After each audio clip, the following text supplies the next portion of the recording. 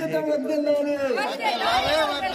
May Day May Day May Day May Day ప్రపంచ కార్మికుల ఐక్యత వర్ధిల్లాలి.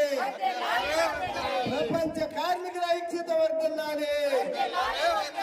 శ్రమజీవుల రక్తంతో తడిసిన మేడే జెండా విజయవంతం చేయండి. శ్రమజీవుల రక్తంతో తడిసిన జెండా మేడే వర్ధిల్లాలి. మేడే మేడే మేడే మేడే ప్రపంచ కార్మికుల ఐక్యత. ప్రపంచ కార్మికుల ఐక్యత. ప్రపంచ కార్మికుల ఐక్యత. ప్రపంచ కార్మికుల ఐక్యత వర్ధిల్లాలి. మేడే జిందాబాద్. మేడే జిందాబాద్. ప్రపంచ కార్మికుల ఐక్యత వర్ధిల్లాలి. శ్రమజీవుల రక్తంతో తెలిసిన మేడే వర్ధిల్లాలి. 8 గంటల పనిదినం ఖచ్చితంగా అమలు చేయాలి. 8 గంటల పనిదినాలు ఖచ్చితంగా.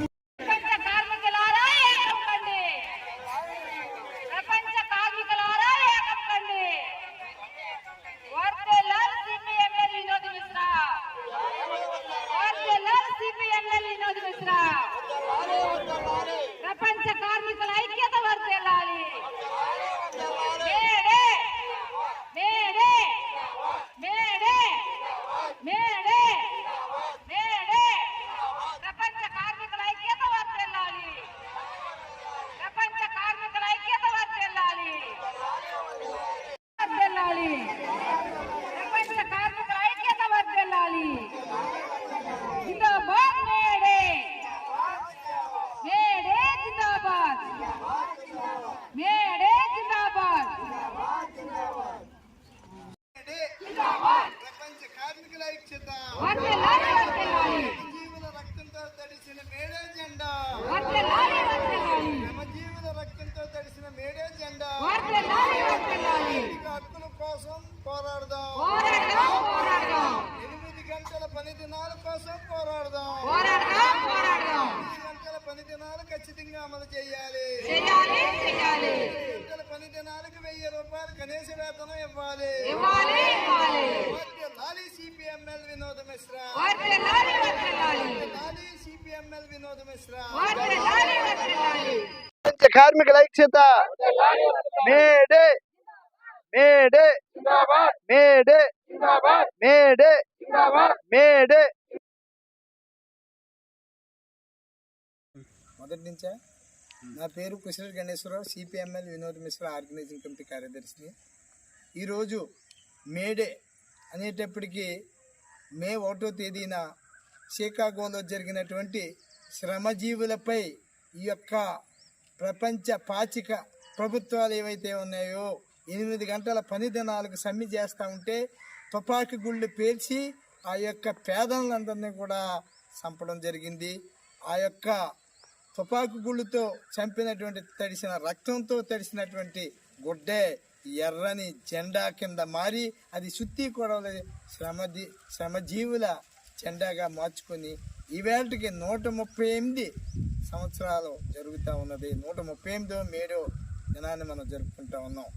ప్రధానంగా ఏమిటి అండి అంటే ఈవేళ మన దేశంలో పరిపాలిస్తున్నటువంటి ఈ యొక్క పాలకులు బీజేపీ మతోన్మాద ఫాసిస్ట్ పార్టీ ఏదైతే ఉందో ఈ పార్టీ అధికారంలోకి వచ్చేటప్పటికీ మన దేశ పరిస్థితి, మన ప్రజల పరిస్థితి చూసుకున్నట్లయితే ఎంతో చక్కగా ఉండేటువంటి ఈ యొక్క దేశ పరిస్థితిని ఈ బీజేపీ ప్రభుత్వం వచ్చిన తర్వాత నిత్యావసర ధరలు విపరీతంగా పెరిగిపోయి కార్పొరేట్ సంస్థలకు ఈ యొక్క ధనాన్నంతా కూడా పోగేస్తూ అంబానీ, అదానీ వంటి ధనవంతులకు ఒత్తాస పలుకుతున్నటువంటి నరేంద్ర మోడీ గారు ఈవేళకి కూడా ఆయన తన అధికార అహంకారాన్ని చూపిస్తూ ఈవేళ ప్రతి కుటుంబానికి కూడా 400 రూపాయలు ఉన్నటువంటి వంట గ్యాస్ 1100 రూపాయల వరకు ఈ బీజేపీ ప్రభుత్వం పెంచింది.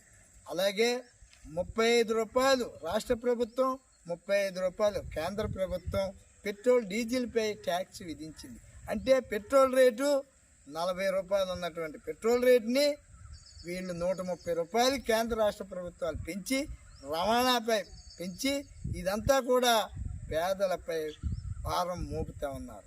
ఏంటండి పరిస్థితి అనేటప్పటికీ ఈవేళ ప్రతి పాలకులు కూడా 5 సంవత్సరాలకోసారి అధికారం కోసం మన ప్రసారాలు చేస్తూ ప్రజల దగ్గరికి వస్తూ అవి చేస్తాం ఇవి చేస్తామని బోటికమైనటువంటి మాటలు చెప్పి సంక్షేమ పథకాలు పెడుతున్నామని ఈ జగన్ ఎవరైతే ఉన్నారో అతను రూపాయి ఇచ్చి 10 రూపాయలు జనం మీద భారంగా వేసి ఈవేళ లాగేస్తూ ఉన్నాడు.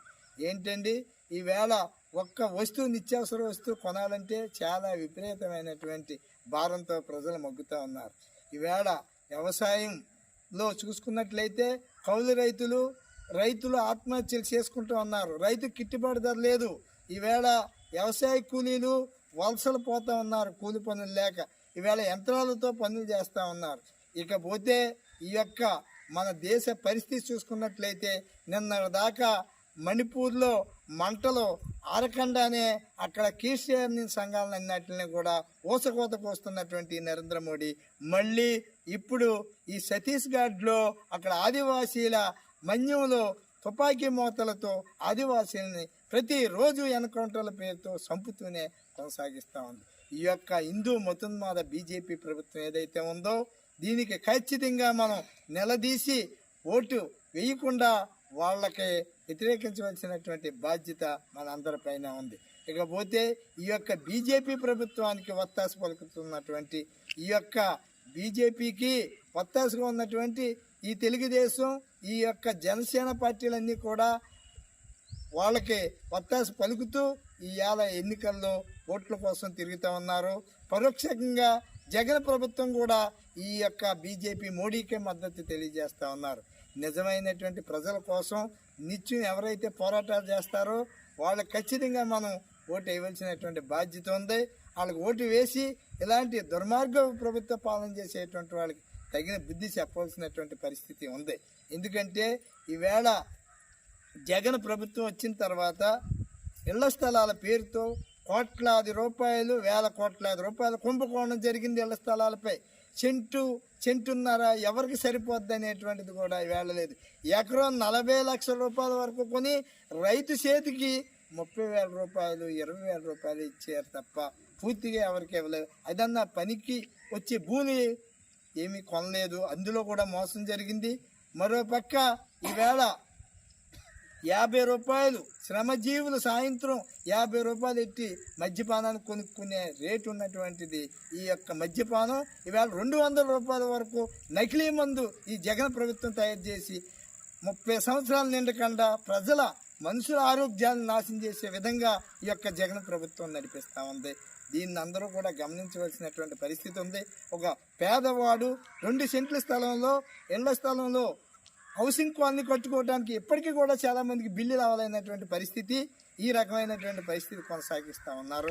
అంచేత ఖచ్చితంగా మనం రేపు ఈ యొక్క మేడే స్ఫూర్తిని తీసుకుని ఈ యొక్క బీజేపీకి అనుకూలంగా ఉండేటువంటి పార్టీలను ఓడించాలా. అలాగే పేదల కోసం నిత్యం పోరాటం చేసే కూటమి విప్లవ పార్టీలకు ఓటు వేయవలసినటువంటి బాధ్యత ఉందని సిపిఎంఎల్ వినోద్ మిశ్రా పార్టీ తరఫున మేము విజ్ఞప్తి చేస్తాము.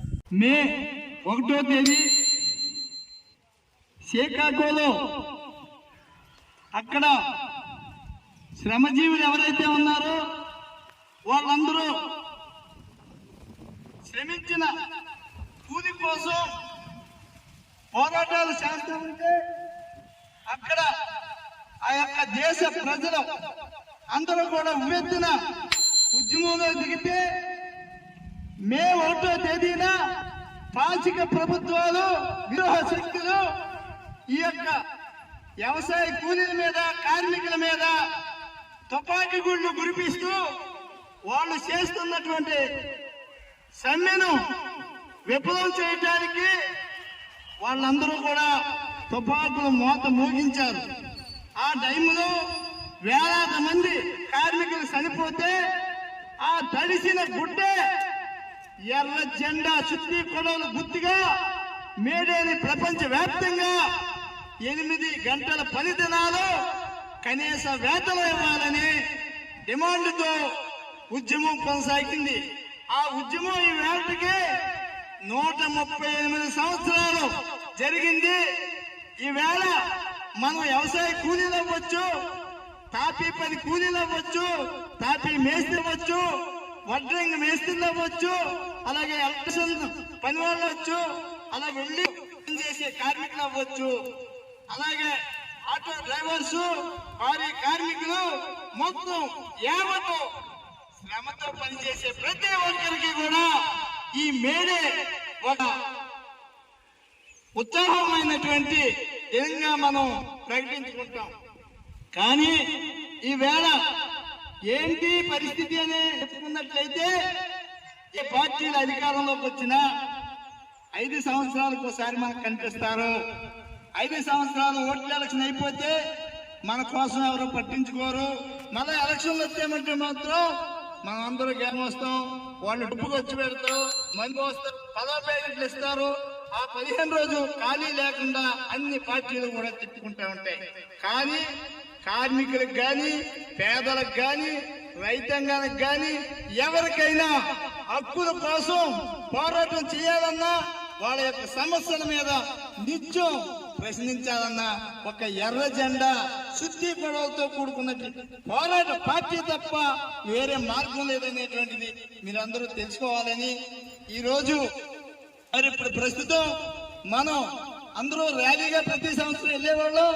ఏంటో ఉన్నటువంటి ఎండ్ల కారణంగా మనం ఈ యొక్క మేడేని మన వినోద మిశ్రా నగర్ కాలనీలోనే మనం జరుపుకోవడం, మనం